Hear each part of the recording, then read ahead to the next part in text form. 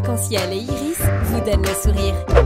Voilà, on arrive au bout de ces petits matins de Noël. On se tourne une dernière fois vers Elisa Ekman, notre invitée. Il nous reste quelques minutes encore à passer ensemble. On a parlé ensemble notamment de la FREMA, donc une fédération qui regroupe des artistes, des artisans, des métiers d'art. Vous pouvez du coup aller sur le site de la FREMA, également le site Résonance, oui, c'est bien ça? Salon Résonance. Salon Résonance, voilà. Donc vous avez au final 200 créateurs. Vous pouvez trouver des idées de cadeaux de Noël différents en soutenant en plus les artistes locaux, les artisans locaux. Donc vraiment, il faut faire ça pour peut-être aborder Noël différemment et effectivement en cette période difficile.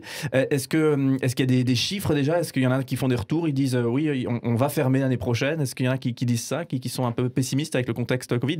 Il y en a beaucoup qui ont peur, qui craignent justement l'évolution de l'année prochaine. Alors on n'a pas forcément encore des chiffres, ça va venir au cours de l'année ou autre, mais beaucoup ont des craintes et ils espèrent beaucoup sur 2021 pour que la roue tourne.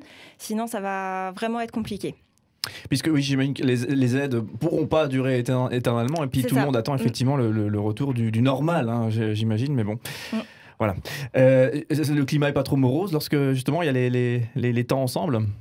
Bah justement, on essaye de voir vraiment le côté positif, en fait. C'est aussi ça, tout le monde est stimulé. Enfin, on a beaucoup de messages de remerciements pour justement les éditions virtuelles qu'on a mis en place. Et ça fait vraiment chaud au cœur aussi, quoi, parce qu'on essaye de mettre plein de choses. On a aussi fait une communication sur des ateliers confidentiels pour justement inciter les créateurs à ouvrir leurs ateliers au mois de décembre pour rencontrer le public. Et du coup, faire une communication commune à tous les gens qui suivent la FREMA pour leur donner le maximum de visibilité pour qu'eux, derrière, puissent rencontrer le public, vendre leur création. Et on a beaucoup de retours et hyper chaleureux de leur part en disant merci pour tout ce que vous faites. Et du coup, c'est vrai que ça fait plaisir. Enfin, on sent que ça les aide. Nous, on est contents justement de pouvoir donner le maximum pour leur donner toute la visibilité qu'ils méritent. Et du coup, voilà, c'est stimulant de ce côté-là. On essaye de rester positif et on fait tout ce qu'on peut pour justement les aider. Alors, c'est super justement que vous ayez répondu à toutes ces questions qui n'ont pas été posées parce qu'elles étaient sur ma feuille. Donc comme ça, on a déjà fait les 2/3. J'aimerais juste vous demander en fait qu'est-ce que vous espérez de l'avenir, qu'est-ce que vous attendez malgré ce contexte de crise? Nous, notre rêve à la FREMA, c'est de pouvoir ouvrir une boutique-galerie justement FREMA à Strasbourg. On est dessus depuis déjà quelques années, en un petit peu veille passive sur des locaux. On a eu quelques petits espoirs justement cette année, fin 2019, début 2021, pour des lieux qui finalement nous sont passés sous le nez. Donc grosse déception.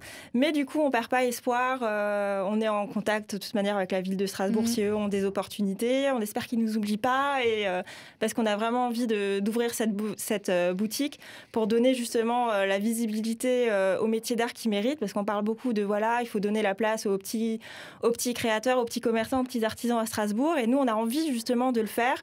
Et on se sent capable de mettre tout ça en place. Donc on attend juste l'opportunité, le bon local pour le faire. Et aussi, vu le contexte, on se dit peut-être une boutique en ligne FREMA pour nos membres, parce qu'on a quand même 170 membres à la FREMA.